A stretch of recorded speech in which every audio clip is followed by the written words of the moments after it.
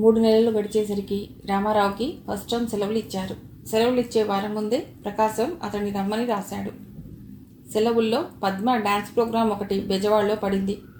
దానికి ఎలాగైనా హాజరు కమ్మని వేణు కోరి అలాగేనని మాట తీసుకున్నాడు. పద్మ కూడా మరీ చెప్పడాన్ని రామారావు అంగీకరించక తప్పలేదు. ఈ 3 నెలల్లోనూ రామారావు ఆడవాళ్లతో స్వేచ్ఛగా మాట్లాడటం నేర్చుకున్నాడు. కానీ వాళ్ళు మరీ ఎక్కువగా ప్రార్థించిన విషయాలని నిరాకరించడం మాత్రం అతడి చేతగాలేదు. ముఖ్య సమస్య హరితో వచ్చింది. వాడెలాగ ఈ 3 వారాలు గడుపుతాడోనని అందరూ బెంగపెట్టుకున్నారు. ఏ బంధాలు జీవితానికి వెలుగుని విలువని ఇస్తాయో అవే తరచుగా మనస్సుకి ఎక్కువ బాధని కలుగజేస్తుంటాయి. ప్రయాణం మానలేడు. బయలుదేరాడు. గుమ్మం దాకా సాగనంపిన పార్వతికి, రుద్రాలికి కళ్ళల్లో నీరు నిండింది. వాళ్ల కళ్ళతో తన కళ్ళు కలియకుండా రామారావు చాలా జాగ్రత్త పడ్డాడు. సెలవులవ్వగానే రాబాబు అని మాత్రం అనగలిగింది వృద్ధురాలు. ఇంటికి వచ్చేసరికి తెల్లవారింది. రామారావు తానే తేదీన వచ్చేది రాయలేదు. జట్కా దిగుతూనే ఒకసారి నిలబడి ఇల్లంతా కలియే చూశాడు. ఏమీ మార్పు కనబడలేదు. తిన్నగా లోనికి వెళ్ళాడు. ఎక్స్ప్రెస్లో వస్తున్నావా? రాసావు కావేం రా అంటూ ఆప్యాయంగా ఆహ్వానించాడు ప్రకాశం. చేస్తున్న పని వదిలిస్తూ సావిత్రి, నయమే రావేమో అనుకున్నాం, మొహం కడుక్కో, కాస్త కాఫీ తాగుదు గాని అంది. అతను మొహం కడుక్కోవటం ముగించేసరికి ఓసారి రోజు అదే సమయంలో తన దగ్గర ఉండే హరి జ్ఞప్తికి వచ్చాడు. ఏదో నిర్మానుష్యమైన దీవిలో పడిపోయినట్లు ఫీల్ అయ్యాడు రామారావు. ఆనాడంతా రామారావు నిద్రలోనే గడిపాడు. విశేషాలు లేకుండానే రోజులు గడిచిపోతున్నాయి. హరి జ్ఞప్తులు తప్పిస్తే అతడికి మానసిక సంక్షోభం కలిగించే విషయాలేవీ లేవు. మొదటి వారం అయ్యాక పద్మ ప్రోగ్రాం కోసం విజయవాడ పెడుతున్నానని చెప్పాడు రామారావు. ఏమిటి సంగతి అంది వదిన. ఒక నర్తకి ప్రోగ్రాం ఉందిలే చూడాలని. అంతకన్నా సత్యానికి దగ్గరగా రాలేకపోయాడు. నాట్యాలంటే సరదా పుట్టిందా ఈ మధ్య? మరి శ్యామలని, రమణమూర్తిని చూసి వస్తావా? వాళ్ళు అక్కడే ఉన్నారా? అవును, అడ్రస్ తీసుకెళ్ళు. సావిత్రితో తనలాంటి పనేమీ చేయలేనని చెప్పలేక అతడు అడ్రస్ తీసుకుని రైలు ఎక్కాడు. రామారావు ప్రయాణం మధ్య రమణమూర్తి ఏదో స్టేషన్లో ఎక్కాడు. అదే రైల్లో. మొదట అతన్ని రామారావు పోల్చుకోలేదు. కానీ రమణమూర్తి అతన్ని పలుకరించేసరికి రామారావు గుర్తుపట్టగలిగాడు. ఎక్కడికి వెళుతున్నారు అన్నాడు. యథోచిత ఉపోద్ఘాతం అయ్యాక రమణమూర్తి. ఉన్న సంగతి చెప్పడం రామారావుకి ఇష్టం లేదు. కానీ వేణు అతడితో ఎలాగో చెప్తాడు కదా అని నిజమే చెప్పాడు. బెజవాడలో దిగేదాకా ఇద్దరూ ఏవో విషయాలు చర్చించుకున్నారు. స్టేషన్ దాటాక రామారావు థియేటర్కి వెళ్ళి వేణుని కలుసుకోవాలనుకున్నాడు. కానీ అలాంటిదేవీ సాగనివ్వనని హామీ ఇచ్చాడు మూర్తి. ఇంత ఇష్టం లేకపోయినా మళ్ళా శ్యామలని కలిసి రావటం రామారావుకి ఏమీ సంతోషకరంగా లేదు. సాయంత్రం 4 అయింది. మూర్తి ఇంటికి ఇద్దరూ చేరేసరికి గుమ్మల్లో అడుగు పెడుతూనే శ్యామలని పెద్దగా పిలిచి, మీ బావ వచ్చాడు, కాస్త కాఫీ ఇస్తావో లేదో ఆలోచించు, నేను ఇప్పుడే వస్తాను అని చెప్పి అతడు ఎక్కడికో వెళ్ళిపోయాడు. కొద్ది క్షణాలు ఎవ్వరూ మాట్లాడలేదు. తర్వాత శ్యామలే, చాలా దయగలిగింది అన్నది. ఆమె ఆ మాటలంటూ ఒక్కసారి 2 కళ్ళతోనూ అతడి మొహంలోకి చూసింది. ఆనాటి తడికళ్ళు అతడికి ఒక్కసారి జ్ఞాపకం వచ్చాయి. నాకు నిజంగా రావాలని లేదు శ్యామల. మూర్తి బలవంతం కాకపోతే నేను రాకపోదును. ఆ మాటల్లో ఉన్న కటుత్వం అతడికి తెలుసును. కానీ శ్యామలతో ఆ మాటలు అనటానికి తను చాలా ప్రయత్నించనక్కర్లేకపోయింది. అతడికి తెలియకుండానే ఆమె మీద ఉన్న కోపం ఇప్పుడు బయటికి వస్తోంది. కానీ ఆమె తిన్న దెబ్బ అతడికి కనిపిస్తోంది. నేనంత ద్రోహం చేశానా రామం? అప్పుడు రామారావు దృక్పథాన ఆమె బుగ్గ మీద ఉండిన గుర్తు కనిపించింది. ఒకసారి తప్పుదారిన పడిన సంభాషణకి చుక్కబెట్టి, మూర్తి చేత్తో కూడా సరసం చేస్తున్నాడా అని అడిగాడు తీవ్రంగా, జాలితోనే. తన రహస్యం బయటపడ్డాక శ్యామల దుఃఖం ఆగకపోయింది. క్రమంగా ఆమె ఎంత బలవంతంగా ఆపుకున్నా ఆమె కళ్ళెర్రబడ్డాయి. పెదవులు చిన్నగా వణకసాగాయి. అతడి గుండెల్లో మంట పుడుతోంది. కొద్ది క్షణాలయ్యాక, ఆడవాళ్ళయ్యాక దేనికి సిద్ధం కానక్కర్లేదు.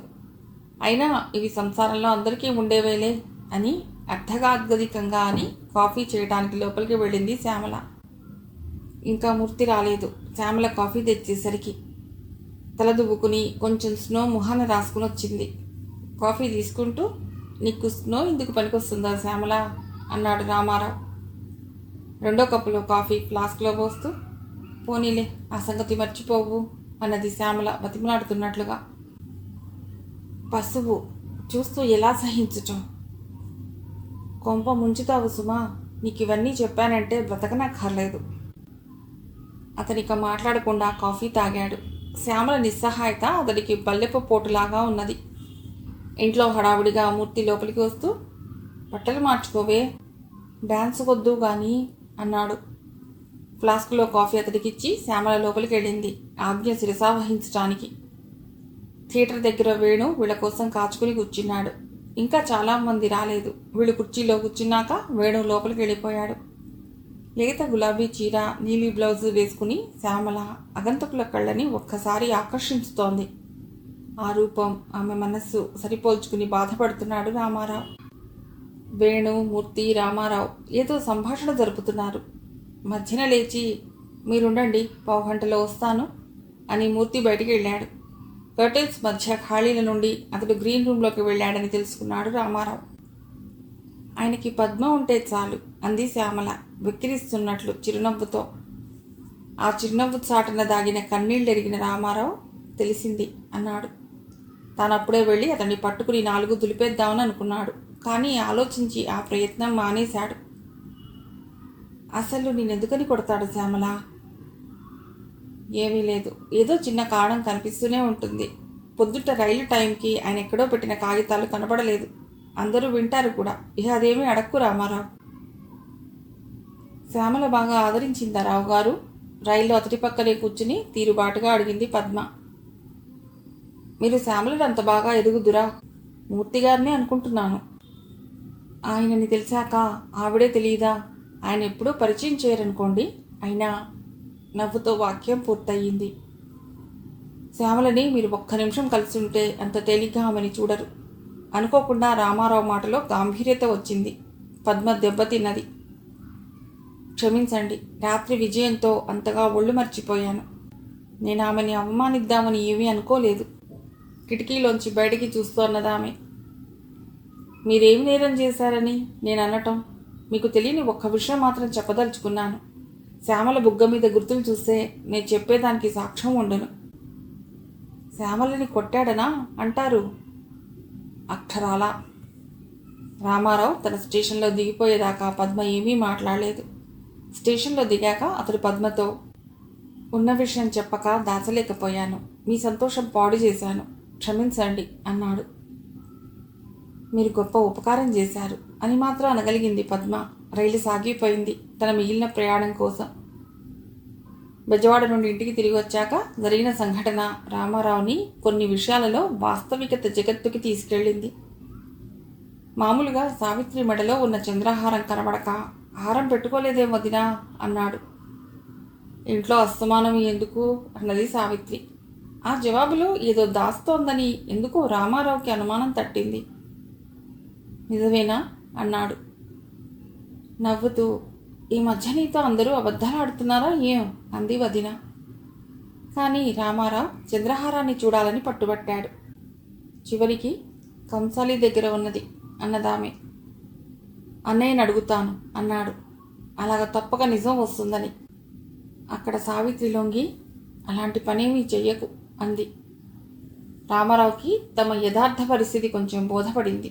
ఒక్కసారి అన్నయ్య చేసిన పని వదిన హారం తాకట్టు పెట్టడం అతడికి చాలా నీచమైనదిగా కనిపించింది. కానీ అదంతా తన కోసమే. నెలకి 150 పంపడానికి 250 300 వచ్చే ప్రాక్టీస్ చాలదనే విషయం ఆ లా విద్యార్థికి కొత్తగా తెలియవచ్చింది.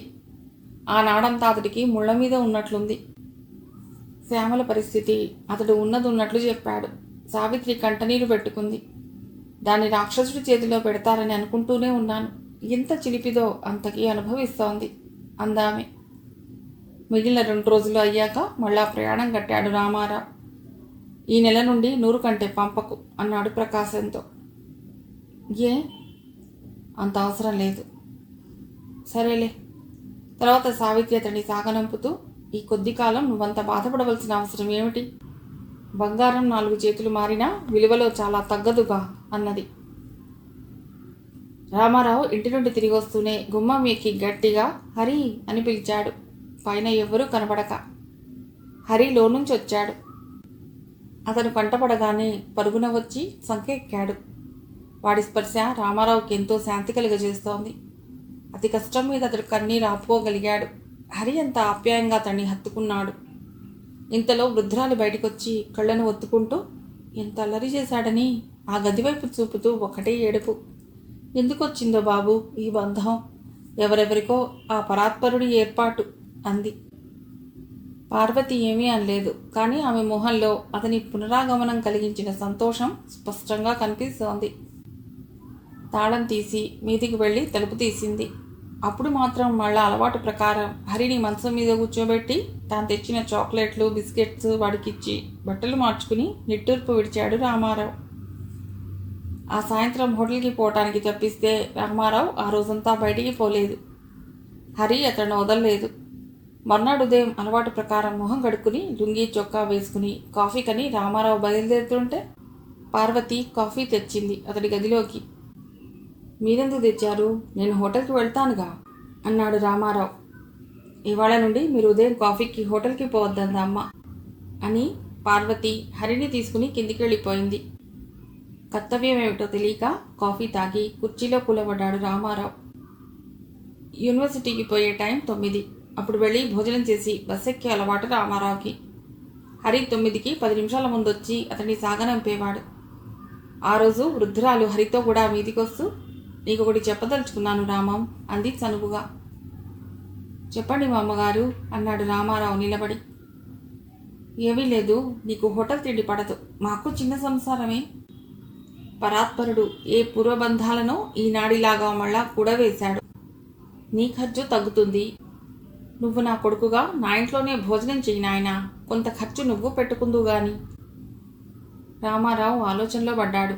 ఈ పద్ధతిలో ఇంకా ఖర్చును చాలా వరకు తగ్గవచ్చు. హోటల్ భోజనం ఎలాగో దరిద్రమే. వృద్ధురాలి మాట నెగ్గింది. కొంతసేపు వాదించుకుని చివరికి ప్రతి నెల 45 రూపాయలు ఇంటి అద్దెకి భోజనానికి తీసుకోవటానికి అంగీకరించింది. ఉండిపోయిన టికెట్లు వాడడానికి రామారావు ఆ పూట హోటల్లోనే భోంచేశాడు.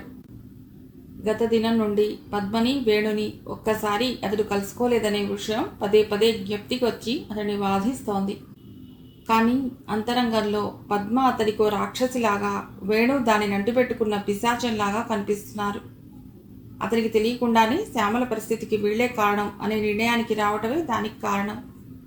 కానీ బస్టాండు వేణుకి తనకి ఒకటే కావటం మూలాన అక్కడ అతన్ని కలియక తప్పలేదు.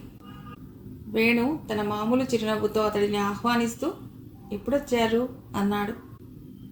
నిన్నను ముక్తసరిగా సమాధానం. కానీ వేణు వదల్లేదు. సాయంత్రం అలా రాలేదేం? నిన్నల్లా హరి వదల్లేనిదే. వాణ్ణి తీసుకురాలేకపోయారా? పద్మ ఎన్నిసార్లు అడిగిందంటారు? సాయంత్రం ఏ ట్రిప్లో వస్తారు? 3:15కి. నేనును సాయంత్రం ఇంటికి వస్తారా? పిక్చర్కి పోవాలి. ఇంటికి వస్తాను. పిక్చర్ మాట ఆలోచిస్తాగా. బస్సు వచ్చింది. ఇద్దరూ ఎక్కారు. ఆ వేళ మీరు ఫీల్ అయ్యారని చాలా బాధపడింది పద్మ. సంభాషణ వేణు పునఃప్రారంభించాడు. అదేం లేదే. వాడు శ్యామలను అలా చూస్తున్నాడంటే దగ్గరికి రానిచ్చేవాళ్ళం కాదు. మిమ్మల్ని పద్మ అడగటం కూడా చాలా మనస్ఫూర్తిగానే. ఏ విధంగానూ సంభాషణ సాగించడం అతడికి ఇష్టం లేదు. యూనివర్సిటీ వచ్చాక బస్ దిగి క్లాస్ పెడుతూ వేణు మళ్ళా మర్చిపోకండి అన్నాడు. సాయంత్రం వేణు దగ్గర ఉండి రామారావుని ఇంటికి తీసుకుని వెళ్ళాడు. పద్మ ఎదుర్కొని నమస్తే అన్నది. నమస్కారం అని మళ్ళా అని రామారావు కూర్చున్నాడు. వేణు టీ పట్టుకొచ్చాడు. టీ కప్పు రామారావు ముందరికి తోస్తూ పూర్తిగా మర్చిపోయారు, లేక కోపం వచ్చిందా అంది పద్మ. కోపం ఎందుకు? ఆ సంగతి అతడికే తెలియదన్నట్లు అడిగాడు. ఆ వేళ నేను అలా అన్నందుకు. కొంచెంసేపు ఎవరూ మాట్లాడలేదు. నిజానికి నేరం నేనే చేశాను పద్మ. పద్మ అక్కడ ఉండటమే అతడి చేత ఈ మాటలు అనిపించింది. పద్మ చిన్నగా నవ్వింది. అబద్ధం అంది గట్టిగా. కానే కాదు, శ్యామల పరిస్థితి నా మతి పోగొట్టి అలాగునన్నాను. పొరపాటు పడుతున్నారు రామారావు గారు. నాకు వాస్తవంగా జరుగుతున్న కథ తెలియదు. మీరెలా స్నేహితులో రమణమూర్తి అంతే. అతను అలా చేస్తాడని అనుకోలేదు. మీరింతగా కోపగించుకుంటారని అనుకోలేదు. నేనేం కోపగించుకోలేదు. అక్కడ వేణు, ఈ విషయం మానేసి మరి ఏదైనా విషయం మాట్లాడుకుందామా? పిక్చర్కి వెళ్ళటం ఉదాహరణకి అన్నాడు. తన కొత్త ఏర్పాటు చెప్పి రామారావు తప్పించుకుందామని చూశాడు. కానీ రెండో ఆటకి వెడదామన్న వాళ్ళ నిశ్చయాన్ని అతడు ఎదిరించలేకపోయాడు. ఇక రామారావు దైనందిన జీవితం ఒక దారిలో పడి యాంత్రికంగా సాగిపోతోంది. సాయంత్రం కాలేజీ నుండి రాగానే వేణు పద్మలతో కలిసి షికారు అతడి జీవితంలో ఒక భాగం అయింది. కానీ అతడికి ఒక కొత్త సమస్య బయలుదేరింది. అది వేణు ప్రవర్తన. పద్మకి దాసుడిలాగా అతడు నడుచుకోవటమే కాదు, అతడి ప్రతి చేష్టలోనూ లోకాన్ని నిర్వికారంగా చూడగలిగే శక్తి కనిపిస్తోంది. గడిచిన కాలం అంతటిలోనూ వేణు చాలా సీరియస్గా ప్రవర్తించటం అతడి నాడు చూడలేదు. ఎప్పుడు అదే చిరునవ్వు, అదే నిర్వికారమైన దృక్పథం. అతడు పూర్తిగా మూర్ఖుడో వేదాంతో రామారావుకి బోధపట్టం లేదు. హరి కూడా ఒక యాంత్రిక దైనందిన కార్యక్రమానికి లోబడుతున్నాడు. రామారావుని ఏ గంటలో కలుసుకోవాలో వాడికి తెలుసు. అతను ఎప్పుడింటికి వస్తాడో కూడా తెలుసును. కొంచెం కొంచెం మాట్లాడడం నేర్చుకుంటున్నాడు. అమ్మ, అత్త అని.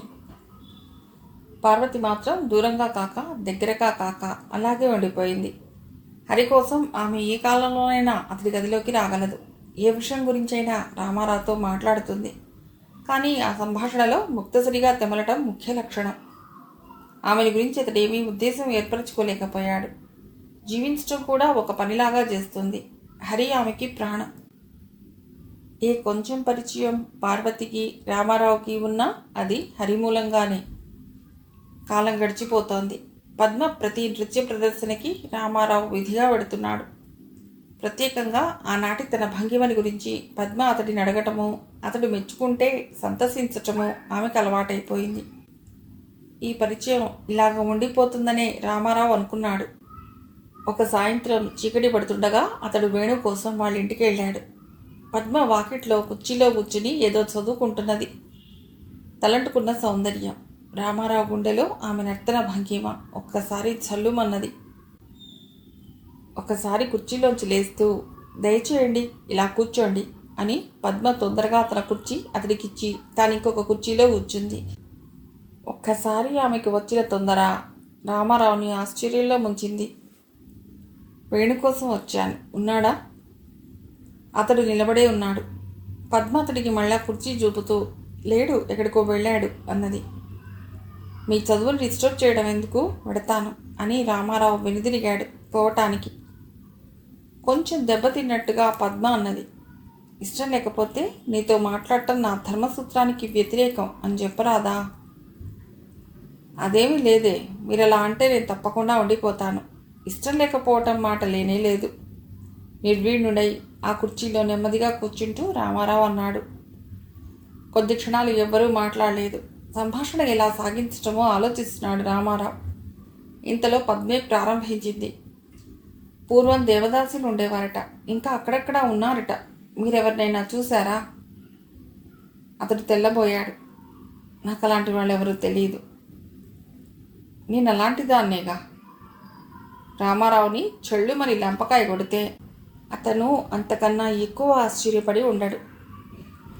పద్మా అన్నాడు బాధగా. నేను అలాంటి ఉద్దేశం ఏమీ మనసులో పెట్టుకోలేదు. పద్మ అతని మాటలు విన్నదో లేదో తెలియని విధాన ఇంటి కప్పు వైపు చూస్తూ బాధిత వాక్కుతో అంది. అందరి దృష్టిలోనూ, మీలాంటి కులీనుల దృష్టిలోనూ నేను ఆ జాతికే చెందిన దాన్ని. నా వృత్తి నాట్యం. వేల ప్రజల ముందు నా భావాలకి వంటికి రంగు పూసుకుని వాళ్ళకి కావలసినట్లు ఆడాలి. అదంతా వాళ్ళిచ్చే డబ్బు కోసం. నాకు గౌరవం ఎలా వస్తుంది చెప్పండి? నా నాట్యాన్ని అందరూ మెచ్చుకోవచ్చు, మీరు దాన్ని అద్భుతంగా ఉందని ప్రశంసించవచ్చు. కానీ నా వృత్తిని కూడా ధనార్జన కోసమే చేసే వృత్తులలో సరిగా చూసి నాకు ఆ గౌరవం మీరు ఇవ్వగలరా? నాకు మీరంటే పూర్తిగా గౌరవం ఉంది. అంతరంగాన్ని వంచుకుని అబద్ధం ఎందుకు ఆడటం రామారావు గారు? నా జీవిత మార్గం చూసుకుని నేనేమీ విచారించడం లేదు. కానీ మీలాంటి విద్యార్థికులు కూడా నా చుట్టుపక్కల కూర్చోటానికి భయపడతారని నా ఆవేదన.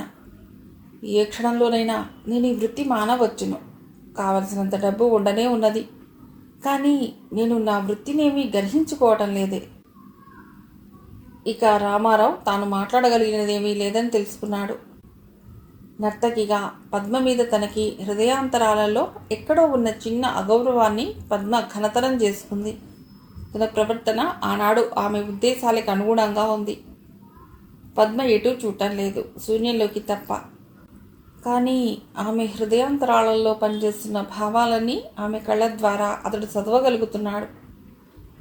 మీ కాలం వృధా చేశాను, క్షమించండి, పని ఉంటే వెళ్ళిపోండి అంది పద్మ. క్షమాపణ కోరవలసింది నేను పద్మ. మీ మనసుని ఇంతగా కష్టపెట్టానని నేనేనాడూ అనుకోలేదు. నేను పొరపాటు చేయడం వల్ల ఇంత బాధ పెట్టవలసి వచ్చింది మిమ్మల్ని. అక్కడికి నా బాధలన్నీ మీకు ఇష్టం లేనట్లు. అక్షరాల పద్మ, అందుకే మిమ్మల్ని క్షమాపణ అడుగుతున్నాను. ఆమె సమాధానం ఇచ్చేలోగా వేణు వచ్చాడు. అరే, మీరు ఇక్కడికే వచ్చారా? ఇవాళ ఒక క్లాస్మేట్ ఇంటికి వెళ్ళవలసి వచ్చింది. అక్కడే ఆలస్యం అయిపోయింది. పద్మ తిడుతుందని తెలుసు, కానీ మీరు రక్షించారు. పద్మ నిండుగా నవ్వింది. తీవ్రంగా వర్షం పడ్డాక తీవ్రతరంగా వచ్చే అరుణ కిరణాల్లాగా అనిపించింది రామారావుకు ఆ నవ్వు. ఒక నిమిషం ముందు కన్నీళ్లకి తావివ్వబోయిన ఈమె ఎంత విలాసంగా నవ్వుతోంది. అతడు ఏదో నిస్సహాయత ఫీల్ అవుతున్నాడు, సిగ్గుపడుతున్నాడు. ఆయన్ని చాలాసేపటి నుంచి శ్రమ పెట్టాను లేరా, కొంచెం కాఫీ తెస్తాను, కూర్చోండి. ఆ రాత్రి పద్మ ప్రవర్తన అతడికి నిద్రపట్టనీయలేదు. ఆమెని దైవంగా ఆరాధించే వాళ్ళు ఎంతోమంది ఉన్నారు, కులీనులు కూడా ఉన్నారు. డాక్టర్ కేశవరావు ఆమె నృత్యాలన్నింటికీ విధిగా హాజరవుతుంటాడు. అవివాహితుడు, విద్యావంతుడు. ఆమెను తను ప్రత్యక్షము దైవంలాగా చూసుకుంటున్నాడు. వీరందరి ప్రవర్తనకి సంతోషించక పద్మ తనలోని ఆ చిన్న గౌరవ భావాన్ని పట్టుకుని ఎందుకిలా బాధపడాలి? 100కి 100 ఈమెను ఆరాధించాలనా? చిమ్మ చీకటిలో మెరుపులాగా అతడికి ఒక ఆలోచన తట్టింది. ఆమె నన్ను ప్రేమిస్తోందా? ఒక సాయంత్రం రామారావు ఇంటికి వచ్చేసరికి వృద్ధురాలు ఎవరితోనో మాట్లాడుతోంది. ఆ సంభాషణ పద్ధతిని బట్టి వాళ్ళ బంధువు అని మాత్రం అతడు తెలుసుకున్నాడు. అతను తన గదిలోకి వెళ్ళేసరికి హరి పరిగెత్తుకుని వచ్చాడు. మామూలుగా రామారావు మేడ మీది మెట్లెక్కుతూ జోళ్ల చప్పుడు చేస్తే హరి వచ్చేవాడు. కానీ ఈనాడు వాడు టైం తెలుసుకున్నాడు. కాఫీ కోసం చూశాడు రామారావు. మామూలుగా పార్వతి ఈ టైంకి కాఫీ తెచ్చి ఇచ్చేది. ఈనాడు ఆమెని ఆ ఆగంతకుడి గురించి అడుగుదామని అనుకున్నాడు. కానీ ఆమె అసలు రానేలేదు. ఏదో పనిలో ఉందని నిశ్చయించుకుని అతడు బయటికి నడిచాడు, హరిని కింద విడిచిపెట్టి. అతను హోటల్కు పోయి కాఫీ తాగాలనుకున్నాడు. కానీ తర్వాత ఉద్దేశం మార్చుకుని వేణు ఇంటికే నడిచాడు. అక్కడ కేశవరావు కూర్చుని ఉన్నాడు. పద్మ మామూలు ఉత్సుకతతోనే రామారావుని ఆహ్వానించింది. కాఫీ కావాలా అన్నది. అతడు ఆ ప్రశ్న వినడం ఆమె దగ్గర అదే ప్రథమం. కావాలి. వేణు రెండోసారి రామారావుని డాక్టర్ని పరిచయం చేశాక, మా సిస్టర్ మ్యారేజీ ఉంది, పద్మ ప్రోగ్రాం ఏర్పాటు చేద్దామని వచ్చాను అన్నాడు ఆయన. అలాగా అన్నాడు రామారావు. పెళ్లికి రామారావుని కూడా ఆహ్వానించాడు డాక్టర్. రామారావు తప్పకుండా అన్నాడు. ఇంతట్లో పద్మ కాఫీ తెచ్చిచ్చింది. రామారావు తీసుకుని మిగిలిన వాళ్లకో అన్నాడు. మేము 3 గంటల నుండి మాట్లాడుతున్నాం అంది పద్మ. డాక్టర్ గ్రహించలేదు. తన స్నేహితుడి ఫిల్మ్ కంపెనీలో తాను పెట్టబోయే పెట్టుబడిని గురించి అతడు వేణుకి చెప్తున్నాడు. మరొక అరగంటకి కానీ కేశవరావు సెలవు తీసుకోలేదు. అతడు గుమ్మం దాటగానే పద్మ 2.5 గంటలు బోర్, 500 ఇన్కమ్ అన్నది. అంతా నవ్వుకున్నారు. కానీ మీ నాట్యం అంటే మాత్రం చాలా ఇంట్రెస్ట్ అతడికి అన్నాడు రామారావు. అలాగా అన్నది పద్మ చిలిపిగా. రాత్రి ఇంటికెళ్ళేసరికి బంధు వెళ్ళిపోయాడు. కథ అంతా వృద్ధురాలు చెప్పింది. వచ్చిన అతడు హరి తండ్రికి మేనమామ. హరి తండ్రి మురారి. పార్వతి అక్క పోయాక కొంతకాలం గురి లేకుండా తిరిగాడు. కానీ ఇప్పుడు అనేక సంబంధాల కోసం ప్రయత్నించి విఫలుడయ్యాక పార్వతిని అడగటానికి అతడిని పంపించాడు. మాకు ఆస్తులే ఉన్నాయి నాయన, కట్నాలు మాత్రం ఎవరికి పోయగలం? ఏదో అయ్య చేతిలో పెట్టాలి దాన్ని. దాని అదృష్టం దానిది. అలాగే నన్నాను అని బావురుమన్నదామె. కానీ పెద్ద వ్యాపారం దివాళా తీసినట్లుంది రామారావుకి. అతడు మళ్ళా సందిగ్ధావస్థలో పడ్డాడు. తానెందుకు పార్వతి వివాహం అంటే అంత బాధపడాలి? ఆమెను తాను ప్రేమించాడా? ఏమో, కానీ ఈ కొద్ది మాసాలలోనూ ఎందుకు ఆమె మీద అతడికి అనురాగం కలిగింది. మురారి లాంటి నిరుపయోగికి ఆమెను కట్టబెడుతున్నారు. కానీ ఆమె అన్నట్లు కట్నం, అతను ఒక్కసారిగా తాను కట్నం తీసుకుని వివాహం చేసుకోకూడదనే నిర్ణయానికి వచ్చాడు. కానీ హరి, వాడు పార్వతితో తనను విడిచి ఉంటాడా? ఏరా హరి, అమ్మతో పోతావా అన్నాడు రామారావు వాడి కళ్ళల్లోకి చూస్తూ. వాడు నవ్వాడు. తన తెలివి తక్కువతనానికే నవ్వాడని అనుకున్నాడు అతడు. వాడి విధి వాడు నిర్వర్తించక ఏమిటి చేస్తున్నాడు? తాను సెలవులకు పోతే ఏమిటి చేశాడు? అతను నవ్వుకున్నాడు, ఏడవలేక. మరి 2 రోజుల్లో పార్వతి పెళ్లికి ముహూర్తం కూడా పెట్టి ఉత్తరం రాశారు మురారి తరపున. పార్వతి ఏడ్చింది. రామారావు విన్నాడు, కానీ విననట్టే నటించాడు. తాను ఆమెకి చేసే సహాయం ఒక్కటే. ఆ సహాయం తాను చేయలేడు. తన పరిస్థితులు దానికి కుదరవు. అందని పండ్లకి అర్రులు చాచితే ఏం లాభమమ్మా? నీకు ఇది రాశాడు భగవంతుడు, నేనేం చేయగలను అన్నది పార్వతితో వృద్ధి. పార్వతి జవాబు ఇవ్వలేదు, ఏడ్చింది. ఆమెకు చేతనైన పని చేసింది. కారణం తెలియకుండా రామారావు మాత్రం దోషిలాగా ఫీల్ అవుతున్నాడు. పార్వతి కాఫీ తెచ్చినా అతడు తల ఎత్తకుండా ఉన్నాడు. ఒకనాడు పార్వతి, తల్లి, హరి పెళ్లివారింటికి బయలుదేరారు. పార్వతి కన్నీళ్లతోనే గుమ్మం దాటింది. వృద్ధ రామారావును వివాహం నాటికి తప్పకుండా రమ్మన్నది. హరి ప్రయాణపు సందడిలో నవ్వుతూ కేరుతూ బయలుదేరాడు. గదికి తిరిగి వచ్చి రామారావు తలుపులన్నీ తీసి ఏడుస్తూ మంచం మీద పడుకున్నాడు. దుఃఖం అతడికి పొంగి పొరలి వస్తున్నది. చాలా వస్తువులను పోగొట్టుకునేదాకా వాటి విలువ తెలియదు. రామారావుకి పార్వతి విలువ, హరి విలువ వాళ్ళు పూర్తిగా చేయిదాటగానే తెలిసాయి. ఆనాడు రామారావు కాలేజీకి పోలేదు. సాయంత్రం వేణు అతని గదిలోకి వచ్చేసరికి రామారావు కళ్ళు తడిసి ఉన్నాయి. వేణు తన సహజమైన చిరునవ్వుతోనే అతన్ని జయించి ఇంటికి తీసుకెళ్లాడు. ఏమైనా సరే కానీ నన్ను మీరు నమ్మటం లేదు అన్నాడు దారిలో వేణు. రామారావు ఏమిటని చూశాడు. మీరు మనస్సులోనే ఏదో ఉంచుకుని బాధపడుతున్నారు. నిజం చెప్పాలంటే ఏమిటి కారణమని నేను ధైర్యంగా అడగలేకుండా ఉన్నాను. అధమం, ఇప్పుడైనా ఎందుకలాగా బాధపడుతున్నారో చెప్తారా? రామారావు బలవంతాన నవ్వు తెచ్చుకుంటూ, మిమ్మల్ని నమ్మకపోవటం ఏమీ కాదు. నా అశాంతికి కారణాలు నాకే తెలియవు. ఒకరోజులాగా అనిపిస్తుంది అంతే అన్నాడు. వేణు ఇంటి మెట్లని ఎక్కుతూ చిరునవ్వుతోనే, నాకు తెలుసు మీరు నమ్మలేరు అన్నాడు. సరిగ్గా ఆ సమయానికే పద్మ గదిలోంచి వస్తూ వాళ్ళని చూసి, నమ్మనంత అద్భుతం ఏమిట్రా అన్నది. నేను అన్నాడు వేణు. పద్మ నవ్వింది. ఆయన ఎవరిని నమ్మరులే అంది.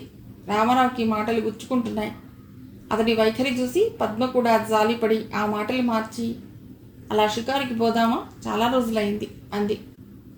అంతా అంగీకరించారు. నిజానికి రామారావు ఆలోచించే స్థితిలో లేడు. వాళ్ళు ముగ్గురు బీచ్కి బయలుదేరారు. సముద్రం ఉండి చక్కటి బీచ్ లేని ముఖ్య పట్టణాలలో విశాఖపట్టణం ప్రథమం. రోడ్ల వెంటే నడిచి ఊరి పరిసరాలు దాటారు. దారిలో పద్మ మళ్ళా సంభాషణ ప్రారంభించింది. మీరంతగా బెంగ పెట్టుకోకూడదు. పరీక్షల ముందు కొంచెం ధైర్యంగా ఉండకపోతే ఎట్లా? రామారావు శూన్యంగా చూశాడు. బెంగ ఎందుకు అన్నాడు. నాకు తెలుసుగా, ముఖ్యంగా హరి. ఒక్కసారి హాయిగా ఊపిరి వదిలాడు రామారావు. ఈ 5 నెలలు మీరు జాగ్రత్తగా ఆరోగ్యం చూసుకోకపోతే పరీక్షలు ఎలా రాస్తారు? కొంచెం సర్దుకోవాలి మళ్ళా పద్మ అన్నది. ఆ మాటలలో పసిపిల్లవాడికి చూపే మార్దవం ఉంది. అది రామారావుని ఆశ్చర్యపెట్టింది. ఈమె నన్ను నిజంగా ప్రేమిస్తోందా అనుకుని ఒకసారి ఆమె కళ్ళల్లోకి చూశాడు. ఆమె నిశ్శబ్దంగా నడుస్తున్నది. రామారావు ఆలోచనలో పడి నిశ్శబ్దంగానే ఉన్నాడు. సాయంత్రం తిరిగి ఇంటికి వచ్చేదాకా చాలా భాగం నిశ్శబ్దంగానే ఉన్నారు. రూమ్కి తిరిగి వెళ్ళేసరికి రామారావుకి ఏదో ఉత్తరం గుమ్మంలో ఉంది. పోస్ట్ మ్యాన్ పడవేసి ఉంటాడు అలవాటుగా. అది ప్రకాశం దస్తూరియే. సావకాశంగా ఉత్తరం చదివాడు రామారావు.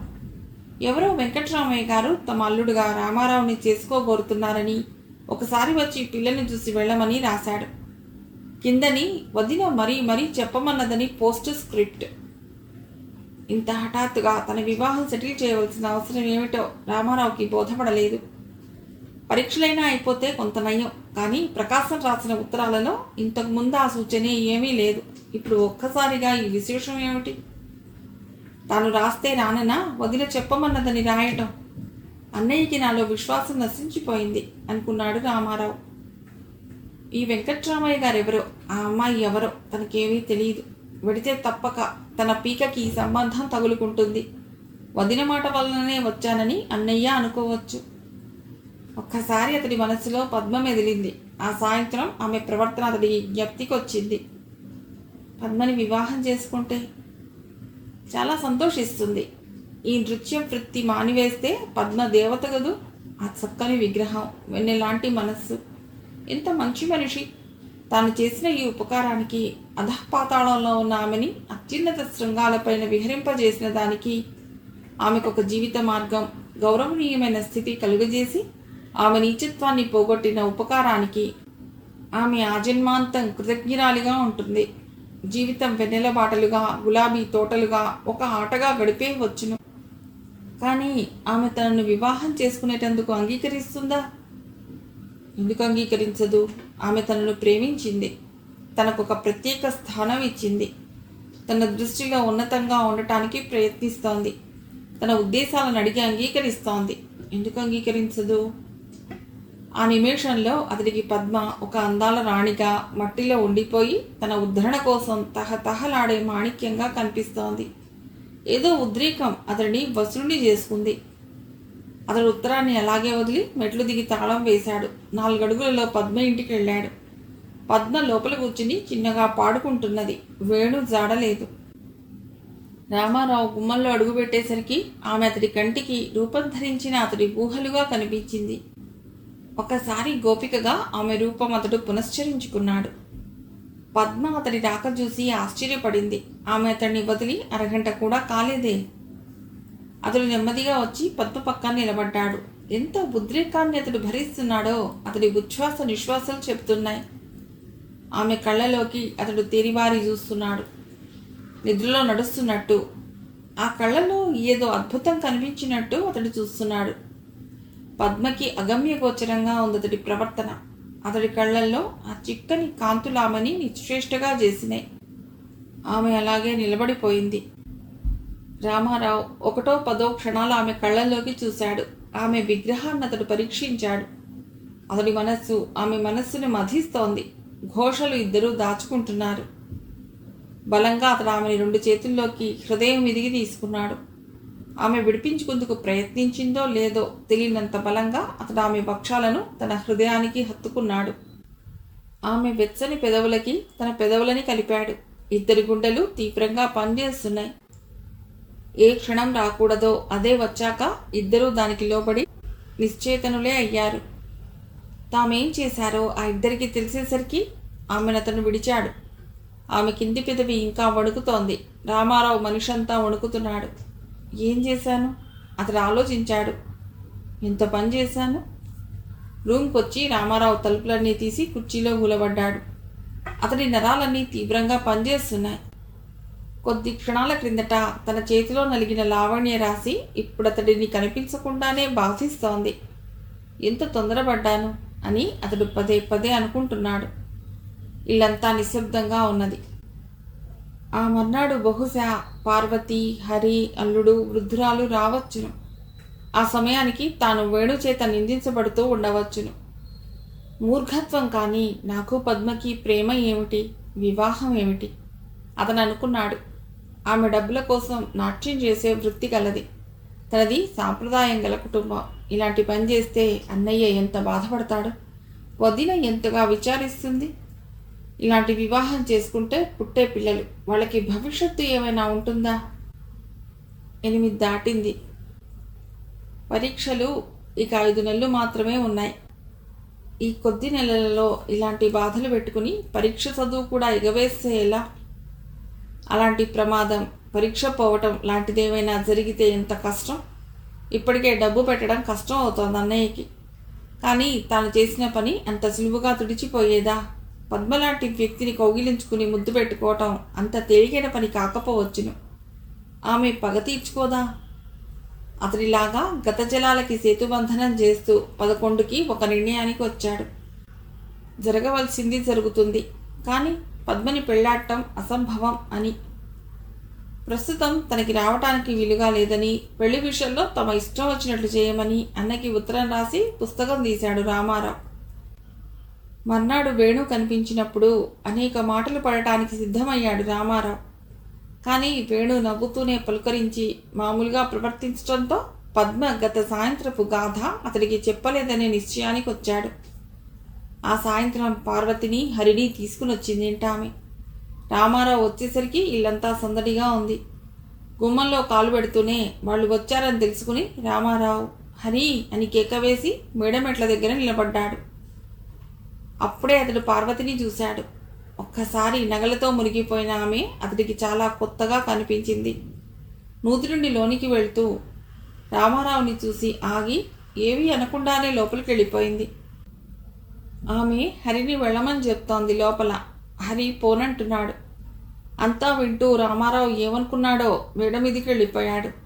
మరికొంచెం సేపటికి పార్వతి హరిని తీసుకొచ్చి మెట్ల దగ్గర ఉంచింది. రామారావు దిగి వెళ్ళి వాడిని తీసుకుని వచ్చాడు. రూమ్లో బిస్కెట్లు అవి ఏమీ లేవు. హరి మరో కృషి లేకుండా ఆడుకుంటున్నాడు. రామారావు వాడి ప్రవర్తనలో కలిగిన మార్పులు గ్రహించడానికి చాలా కాలం పట్టలేదు. చేతుల్లో ఉన్నప్పటికీ బెల్లం ముక్కతో ఆడుకుంటూ రామారావు ఉనికినే గ్రహించలేదు. ఈ మార్పు అతడికి గుండెల్లో పొడిచినట్లయింది. ఆనాటి నుండి అతడిని మళ్ళా అక్కడే భోజనం చేయమని ఇంటామె చాలా బలవంతం పెట్టింది. కానీ రామారావు పరీక్షల దృష్టితో ఆ ఇల్లే మార్చదలుచుకున్నాడు. ఈ 5 నెలలు ఏకాగ్రంగా చదవడం కోసం ఊరిలో ఏదైనా రూమ్ తీసుకోవాలని అతడి సంకల్పం. ఈ ఇంట్లో ఉండటం వల్ల ఏకాగ్రత పోతుందని అతడి భయం. ఏమైనా ఆనాడు వాళ్ళ ఇంట్లో భోజనం చేయలేదు. తర్వాత 2 సాయంత్రాలు కష్టపడి డాబా గార్డెన్స్లో అతడు మరొక గది చాలా ప్రశాంతంగా ఉన్నది తీసుకున్నాడు. 3వ రోజు సాయంత్రం బండిలో సామాను వేయించాడు. వృద్ధురాలు కళ్ళనీరు పెట్టింది. పార్వతి నిర్వికారంగా ఉండిపోగలిగింది. ఇక అతడి జీవితం అంతా పరీక్షల కొరడాతో దినదినము దెబ్బలు తింటూ పరిగెత్తడంలోనే లీనమైంది. అక్షరాల పుస్తకాలలో అతడు జీవించసాగాడు. రోజుకి 11 గంటలు చదువు, 4 గంటలు కాలేజీ, 3 గంటలు దినకృత్యాలు. ఇవి అతడి జీవితంలో నిత్య భాగాలయ్యాయి. రామారావు కొత్త గదిలోకి వచ్చాక వేణు ఎప్పుడూ అక్కడికి రాలేదు. తొలినాడు రూమ్ మార్చారట. అన్నాడు సాశ్చర్యంగా. అవును, చదువు సాగటం లేదని అన్నాడు రామారావు. కొత్త అడ్రస్ ఇచ్చాడు. తర్వాత 2 నెలల దాకా పద్మను రామారావు కలియలేదు. మళ్ళా వేణు కూడా కాలేజీలో తప్పిస్తే మరెక్కడా అతడి కలిసేవాడు కాదు. ఆ రోజు ఆదివారం. రామారావు చదువుతూ కూర్చుంటే తలుపు ఎవరో చప్పుడు చేశారు.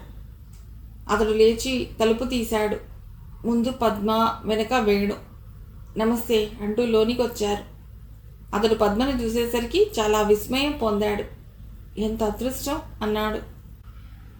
మీ దర్శనం అవ్వటం మాదే అదృష్టం లేండి. అయితే పరీక్షలకి చాలా జోరుగానే చదువుతున్నారే అన్నది పద్మ. వేణు హఠాత్తుగా లేస్తూ పిక్చర్ ఉందో లేదో కనుక్కుని వస్తాను, నువ్వు ఇక్కడే ఉండు అని చెప్పి బయటికి వెళ్ళాడు. రామారావుకి పులినోట పడినట్లుంది. వాళ్ళు పిక్చర్కి పోతూ తన గదికి వచ్చారు. వేణు తనని పంపినా బాగుంటుంది అనుకున్నాడు. వేణు బయటికి వెళ్ళినా పద్మ ఏమీ మారలేదు. మామూలుగానే ఒక్కసారైనా రావటానికి తీరుబడి లేకపోయిందా అంది తడబడుతూ రామారావు. పరీక్షలుగా అని అంతటితో తన మూర్ఘత్వాన్ని కప్పుకుంటూ పెళ్ళిపుకుతున్న సిగ్గుతో తల వంచుకుని ఆనాడు తొందరపడ్డాక అని ఇక చెప్పలేకపోయాడు. పద్మ కిలకిలా నవ్వి టేబుల్ మీద మాఘంని వేళ్లతో ఆడిస్తూ అందుకే ఇక్కడికి వచ్చేశారా అంది. కాదు, అక్కడ నాకు ఇక మనశ్శాంతి దొరకదని వచ్చాను. అయినా మీ తప్పే ఉంది. నేను డబ్బు కోసం బతికే ఆడదాన్నేగా, దానికి ఇంత సిగ్గుపడ్డం ఎందుకు? ఉండేలు దెబ్బ. నన్ను మీరు అపార్థం చేసుకున్నారు. నాకు మీ మీద తక్కువ అభిప్రాయం ఏమీ లేదు. మీ హృదయ వైశాల్యాన్ని బట్టి చూస్తే నేను మీకన్నా ఎన్నో అంతస్తులు కిందని ఉన్నాను. అతని కళ్ళు ఎర్రబడినాయి. ఇంకా దూరం వెళ్ళడం ప్రమాదమని పద్మ చాలనండి, స్నేహితులుగా అన్నీ మర్చిపోదాం, పిక్చర్కి వస్తారా అంది. ఇంతలో వేణు వచ్చాడు టికెట్లతో సహా. అంతా బయలుదేరారు. ఆ సాయంత్రం వాళ్ళు చాలా సంతోషంగా గడిపారు. రాత్రి మంచం మీద వాలుతూ నాటి పరిస్థితులకు భగవంతుడికి ధన్యవాదాలు అర్పించాడు రామారావు. ఇంకెప్పుడు క్షణికోద్రేకాలకి తావివ్వకూడదని నిర్ణయించుకున్నాడు. రామారావు పేపర్లన్నింటికీ వెళ్ళాడు. 2nd క్లాస్ రావచ్చు. చివరి పరీక్ష నాడు విత్డ్రా అవుదామనుకున్నాడు. వచ్చే ఏడాదైనా ఫస్ట్ క్లాస్ వస్తుందని. కానీ ఇంటి దగ్గర పరిస్థితి అతడిని అలాంటి పని చేయనివ్వలేదు. పరీక్షలు ఎలా ఉన్నాయి అని అడిగింది పద్మ. సెకండ్ క్లాస్ వస్తుందేమో. కొంచెం ఆగి పద్మ పెళ్ళికి వస్తారా అంది. అతడు తెల్లబోయాడు. ఎవరి పెళ్ళి అన్నాడు. నాదే, క్షమించండి ఇంతకుముందే చెప్పనందుకు. వచ్చే నెల 17న మద్రాసులో. అతడు ఆశ్చర్యంగా చూస్తున్నాడు. డాక్టర్ కేశవరావు. ఎవరో ఒకరితో కలిసి జీవితంలో ప్రయాణం సాగించాలిగా. ఆయన ఏ విషయంలోనూ ఎవరికీ తీసిపోరనుకుంటాను. అది అభిమానంతో కూడిన మీ ఉద్దేశం కావచ్చు. అయినా ఫిల్మ్లో నటించాలనే సరదా ఉండిపోయింది. ఇలా అయితే అన్నీ కలిసి వస్తాయి. చాలా సంతోషం. మీ వివాహిత జీవితం సుఖదాయకం కావాలని భగవంతుడిని ప్రార్థిస్తాను. థ్యాంక్స్. ప్రార్థనే కాకుండా మీరు తప్పక పెళ్ళికి వస్తారని అనుకుంటాను. వస్తాను. రామారావు హృదయంలో మళ్ళా తుఫాన్ చెలరేగుతోంది. కేశవరావుని బోర్గా జమకట్టిన పద్మని అతడు ఎలా జయించాడోనని అతడే ఆశ్చర్యం. చాలా అదృష్టవంతుడు అనుకున్నాడు. ఇక డ్యాన్స్ చేయటం లేదు. అవును, జీవితంలో ఎన్నాళ్ళనిలాగా సినిమాల్లో మిమ్మల్ని చూసే తరుణం కూడా త్వరలో వస్తుందని ఆశిస్తాను. పద్మ నవ్వింది. అతడు నవ్వాడు. రామారావు ఇంటి దగ్గర దిగేసరికి అతడికి చాలా సంతోషం కలిగింది. ఈసారి 8 నెలలకి ఇంటికి వచ్చాడు. పేపర్లు బాగా రాశావా అన్నాడు ప్రకాశం. బాగానే రాశాను. సెకండ్ క్లాస్ రావచ్చు. అలా చిక్కిపోయావే? పరీక్ష అంతా నీ మొహానే కనిపిస్తున్నది. సరేలే, రేపు పెళ్లి కూతురు చూస్తే భద్రకుండా ఉంటే అదే 10,000. సావిత్రి నవ్వింది. తన వివాహ ప్రయత్నం ఇంకా వాళ్ళు వదిలిపెట్టలేదని రామారావు గ్రహించాడు. నెమ్మదిగా సావిత్రి విశేషాలన్నింటినీ అతడి చెవిలో వేసింది. సంవత్సరానికి 10,000 వచ్చే భూములు, 2 ఆడపిల్లలు. ఈ అమ్మాయి రెండోది. స్కూల్ ఫైనల్ పాస్ అయింది. ఈ ఏడు ఎలాగైనా పెళ్లి చేయాలని ప్రయత్నం. నీకు రాశాంగా, అప్పుడే నిశ్చయం చేసుకోవాల్సింది. మరి కుదరలేదు. ఈ సంవత్సరం ఆగకూడదా అన్నయ్యా? వాళ్ళు తొందరపడుతున్నారా? మనదే ఆలస్యం. అయినా నీ ఇష్టం. నా ఉద్దేశం ఈ ఏడు నీ పెళ్ళి అయిపోవాలని. జీవితంలో సెటిల్ అయ్యాక పెళ్లి చేసుకుందాను అనుకున్నాను. కానీ నీ మాటని ఆలోచిస్తాను. తర్వాత సావిత్రి చెప్పింది వాళ్ళకి ప్రకాశం మాట ఇచ్చినట్లే అని. రామారావు ఇక తప్పించుకోలేకపోయాడు. అన్నని కాదని తప్పించుకోవాలి, లేకపోతే పెళ్లికి ఒప్పుకొని తీరాలి. అతడు చాలా ఆలోచించాడు. చిన్నప్పటి నుండి ప్రాణంగా చూసుకుంటున్న అన్నని కాదనటం కష్టంగా కనిపించింది. అతడు మాత్రం ఎవరి మేలు కోసం చేస్తున్నాడు ఇదంతా? అతడు అంగీకరించాడు. కట్నం మాట అతడు తలపెట్టనే లేదు. ఒకసారి పార్వతి ఆ రోజున ఏడవటం జ్ఞప్తికి వచ్చింది. మరుక్షణం ఎవరి కర్మకెవరు బాధ్యులు అనుకుని ఊరుకున్నాడు. అంతా జరిగిపోతోంది. జూన్లో ముహూర్తం కూడా నిశ్చయించుకున్నారు. రామారావు స్వర్ణకి అమ్మకం అయ్యాడు. అయితే కేవలం ఆలోచించకుండా కాదు, పెళ్లి చూపులకని వెళ్ళాడు. ప్రకాశం కూడా వెళ్ళాడు. పిల్లని చూశాడు. క్షణికోద్రేకాలకి లొంగిపోతే జీవితం అంతా పాడవుతుందని స్వర్ణని అడిగాడు. ఈ వివాహానికి ఇష్టమేనా అని. నాకు అభ్యంతరం ఏమీ లేదు అన్నదామె. అతడు సంతోషించాడు. అందరూ సంతోషించారు. ఏమైనా చదువుకున్న వాళ్ళు చదువుకున్న వాళ్ళే అన్నారు. కొందరు రెండోలాగా అన్నారు. ఏమైతేనేం వాళ్ళ పెళ్లి నిశ్చయం అయింది. పద్మ పెళ్లికి రామారావు వెళ్ళాడు. తన వివాహానికి ఆమెను, కేశవరావును ఆహ్వానించి అవుననిపించుకునే తిరిగి వచ్చాడు. రమణమూర్తితో చెప్పాడు. శ్యామలతో చెప్పడానికి వస్తున్నానన్నాడు. వేణుని పిలిచి పార్వతితో చెప్పడానికని వాళ్ళ ఇంటికి వెళ్ళాడు. పార్వతి అత్తవారింటి దగ్గరే ఉందని చెప్పింది వృద్ధురాలు. చేతులా దాన్ని పీకగోశాను బాబు, వాడు దీన్ని అష్ట కష్టాలు పెడుతున్నట్ట అంది. ఒక్కసారి రామారావుకి తాను చేజార్చుకున్న పార్వతి జ్ఞాపకం వచ్చింది. అడ్రస్ తీసుకుని లేచాడు పోవటానికి. ఈసారి శ్యామలని చూడటానికి ఇతడు వెళ్ళేసరికి ఆమె ఏదో చదువుకుంటూ రా బావా అని ఆహ్వానించింది. కుర్చీలో కూర్చుంటూ రమణమూర్తి లేడు అన్నాడు రామారావు.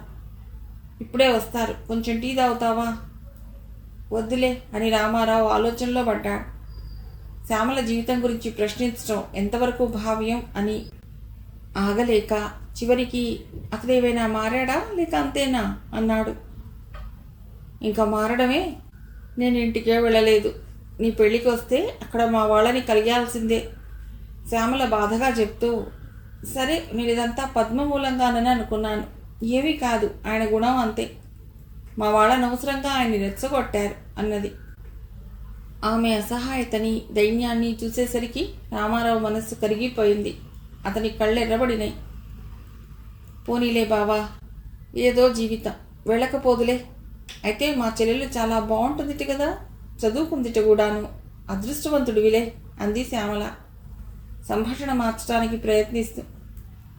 ఇంతట్లో రమణమూర్తి వచ్చాడు. పలకరింపులయ్యాక శ్యామల లోపలికి వెళ్ళింది. ఆ మాట ఈ మాట అయ్యాక నేను వస్తానులే. శ్యామల వస్తుంది. అది ఈ సంవత్సరం అంతా ఇంటికి వెళ్ళలేదు. అతడి సింపతి అర్థం కాక రామారావు సందేహంగా చూశాడు. ఏం చేయమంటావోయ్, అది లేకపోతే ఒక్క నిమిషం గడవదు. పాపం అది అలాగా సర్దుకు వస్తుందిలే. లేకపోతే ఈ భూములని ఎలా చూసుకోవటం? రోజు అక్కడికి వెళ్ళాలి రావాలి. రామారావు తెగేసి అయితే ఈ కొట్టడాలు అవి ఎందుకు అని అడుగుదామనుకున్నాడు. కానీ శ్యామల రహస్యం బయటపడుతుందని ఊరుకున్నాడు. ఆ సాయంత్రం ఇంటికి వెళ్ళిపోదాం అనుకున్నాడు రామారావు. కానీ రమణమూర్తి శ్యామల బలవంతాన ఆ రాత్రికి అక్కడ ఉండక తప్పలేదు. రాత్రి 10 అయ్యేదాకా ఆ మాట ఈ మాట మాట్లాడుకుని రామారావు తన గదిలోకి వచ్చి పడుకున్నాడు. మర్నాడు తెల్లవారుజామునే వెళ్ళిపోయే రమణమూర్తి దగ్గర సెలవు తీసుకుని కనుచీకటి ఉండగానే ఎందుచేతనో రామారావుకి తెలివొచ్చింది. మొదట స్వప్నం అనుకున్నాడు. తర్వాత అతడు తేల్చుకున్నాడు.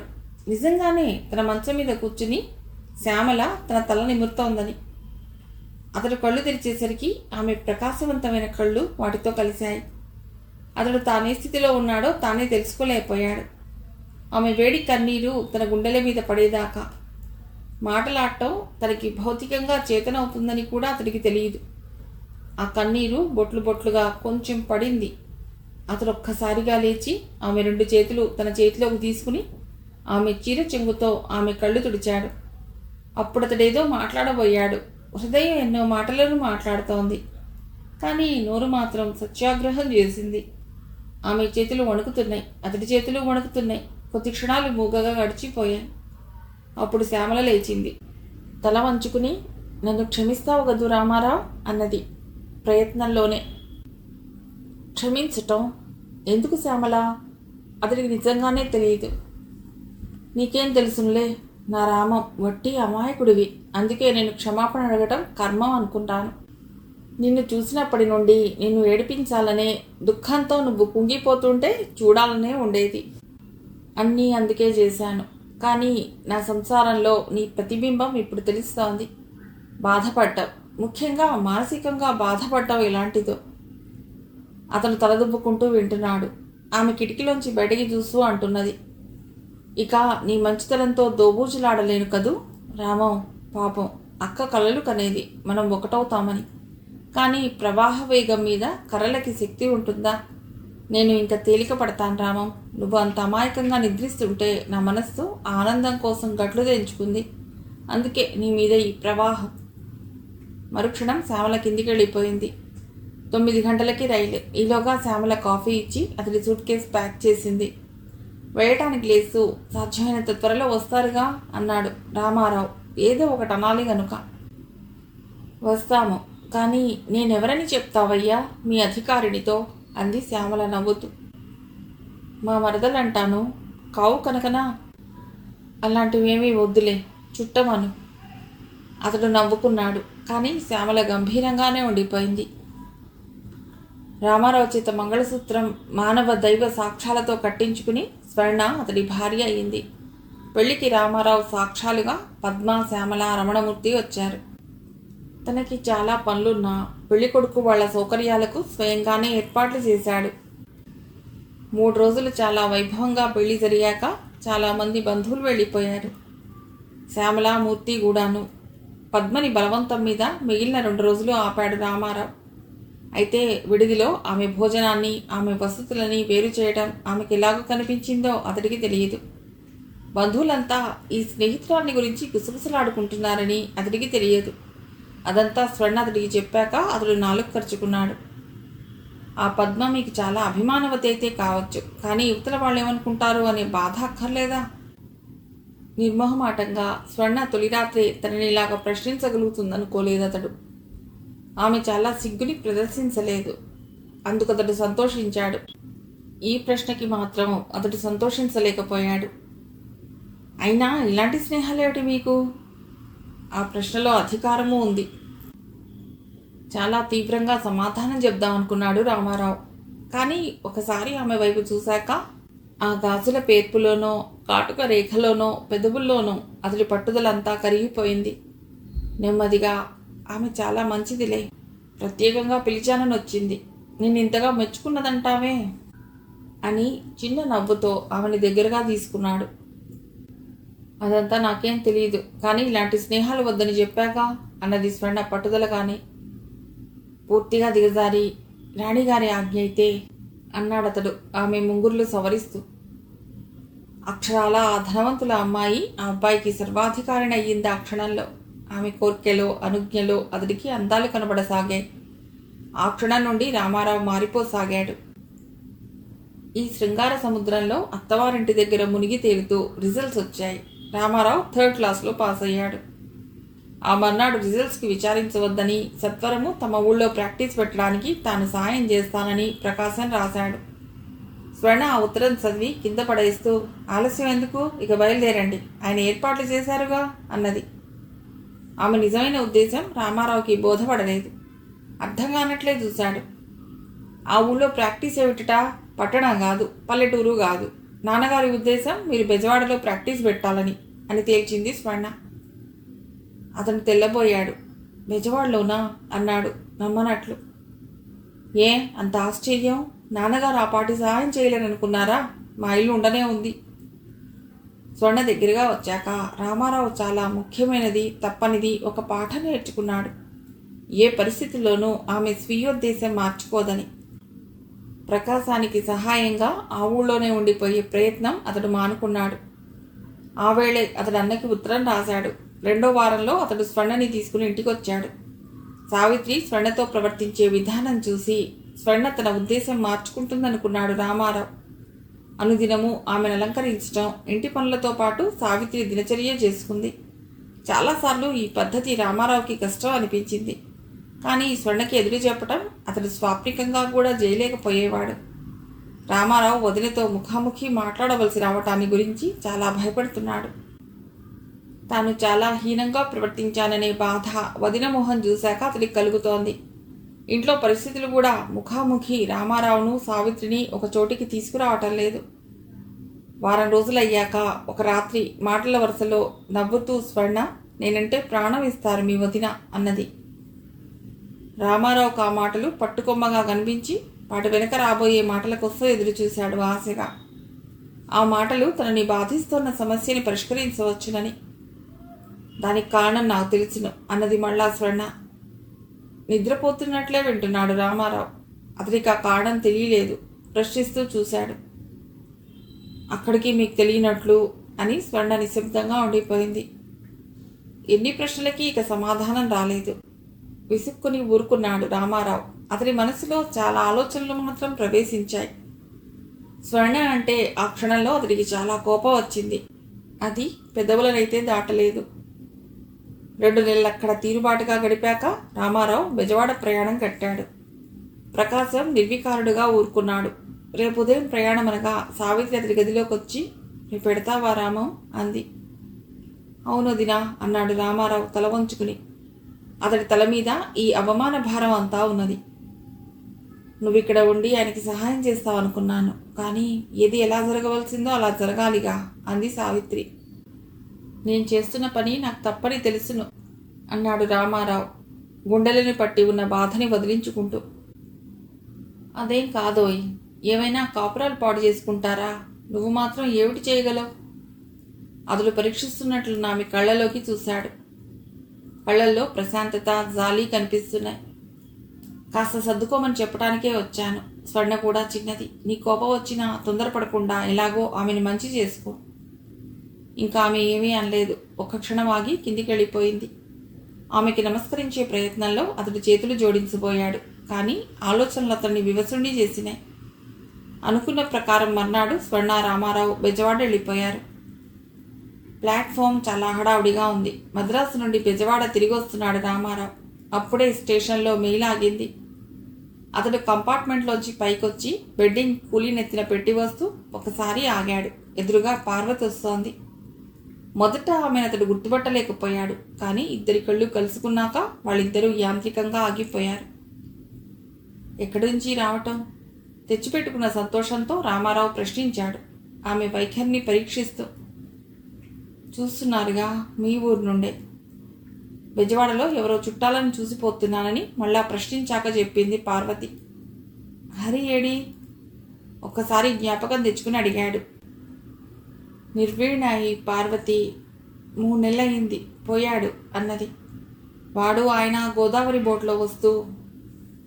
ఆయన కూడానా? అవును. పార్వతి కొంచెం బాధపడినట్లు కనిపించినా కన్నీళ్లు పెట్టలేదు. మీ అమ్మగారు? కాశీ వెళ్ళింది. వార్త తెలీదు ఏమైందో. రాయికి ప్రాణం వచ్చినట్టు మాట్లాడుతోంది పార్వతి. అతని మనస్సు తీవ్రంగా పనిచేస్తోంది. టైం అయింది, వెడతాను. ఆమె మొహంలోకి అతడు పరీక్షగా చూశాడు. అక్కడ బాధా సూచనలే మాయమయ్యాయి. అతడు ఆశ్చర్యపోయాడు. ఇప్పుడు ఎక్కడ ఉండటం? అత్తవారి ఊరే, ఆస్తంతా నాదేగా. అతడికి తెలుసుకోవాల్సినదేమిటో తెలుసుకోలేకపోయాడు. ఇంకేమీ మాట్లాడకుండా పార్వతి రైలుకి నడిచింది. అతడు పోర్టర్ కేక విని ముందుకు నడిచాడు. ఆ సాయంత్రం, రాత్రి అతడి ఆలోచనలని పార్వతి వెంట తరమసాగింది. ఆమె జీవితం తన ఔదాసీన్యం వల్ల పాడైందని అతడు మభ్యపడిపోయాడు. మళ్ళా తానేమి చేశానని ప్రశ్నించుకుని సరైన సమాధానం ఇచ్చుకుంటున్నాడు. కిటికీ దగ్గర నిలబడి దూరాన్ని చూస్తూ అతడు ఎన్నిసార్లు తన జీవితాన్ని మార్చుకున్నాడో ఆలోచించుకుంటున్నాడు. స్వర్ణకి తానెలాగా బానిస అయ్యాడో తలుచుకుంటున్నాడు. ఆనాడు పద్మని ముద్దు పెట్టుకున్న క్షణం, శ్యామల తన బాధని వెళ్ళబోస్తూ తన మంచం మీద కూర్చుని తలని విరిన నిమేషం, ఉదయం రాయిగా అయిపోయిన పార్వతితో మాట్లాడిన కాలం, అతడికి ఒకదాని వెనుక ఒకటి జ్ఞప్తికొచ్చి సూదులల్లే గుచ్చుకుంటున్నాయి. మర్నాడు ఉదయం వర్షం పడుతోంది, జల్లు కొడుతోంది. అంతరుష్ణంతో మగ్గుతోన్న అతడి తెలక చల్లదనం చాలా సౌఖ్యాన్ని ఇస్తోంది. అతడు ఆలోచనలో ఉండిపోయాడు. స్వర్ణ వచ్చి గాజు తలుపులు వేసి ఏదో అన్నది. వినిపించలేదు అతడికి. గతించిన జీవిత మార్గాలు, వాటి ఉపశాఖలు అతడి మనస్సులో మెదులుతూ ఇతర విషయాలకు ఆస్కారం లేకుండా చేసి ఉంటాయి. అలా తడుస్తున్నారేం? కాఫీ తాగండి. స్వర్ణ అతడి పరధ్యానాన్ని గమనించి వెళ్ళి అతడి ముందు నిలబడింది. తలుపులు వేసి అతడిని కుర్చీలో కూర్చోబెడుతూ, ఏమిటంతగా ఆలోచిస్తున్నారు? వచ్చి కాఫీ తాగండి. అతడు కూర్చున్నాడు. యాంత్రికంగా కాఫీ కప్పు అతడి చేతిలోకి వెళ్ళింది. మెరుస్తోన్న అతడి ఉంగరాల తలని ముద్దుగా నిమురుతూ, రాత్రి ఎంత చక్కని కల వచ్చిందంటారు అంది. ఏమిటన్నట్లు అతడు ఆమె కళ్ళలోకి చూశాడు. ఎవరో నా దగ్గరికి వచ్చాడు. బైరాగ్ అనుకుంటాను. నేను ఎక్కడో ఉన్నానో తెలుసా? ఎక్కడా? అందంగా పూచిన చెట్ల కింద ఊయలలో. ఆ బైరాగ్ వచ్చి అడిగాడు, మళ్ళా వెనుక నుంచి జీవిస్తావా అని. అతడి కళ్ళల్లో ఏదో వెలుగు కనిపించింది. ఆమె చెప్పుకుంటూ పెడుతోంది. నేను ఎగిరి అంత సంతోషించాను. మళ్ళా జీవితం, మళ్ళా ఎన్నో మధురతమ క్షణాలు, మళ్ళా. కాఫీ కప్పు కింద పడ్డది. ఆమె అతడి భుజం మీదికి వంగింది. కానీ అంతా కలే. ఆమె గొంతుకలో నిరాశ జీర కనిపించింది. అయినా మళ్ళీ వెనక నుంచి జీవిస్తే ఎలా ఉంటుందంటారు? అతడి కళ్ళల్లో ఆ కాంతి ఎక్కువైంది. మీరైతే అలా జీవించడానికి ఇష్టపడరు గోముగా అన్నది స్వర్ణ, అతడి మెడకి చేతులు పెనవేస్తూ. మళ్ళా జీవితం ప్రారంభించటానికా? ఎంత బాగుంటుంది. నిజం కదండి. మళ్ళా మళ్ళా. అవును, చాలా బాగుంటుంది అన్నాడతడు ఆమె కళ్ళల్లో కనిపించని దేనినో వెతుకుతూ. కథ సమాప్తం.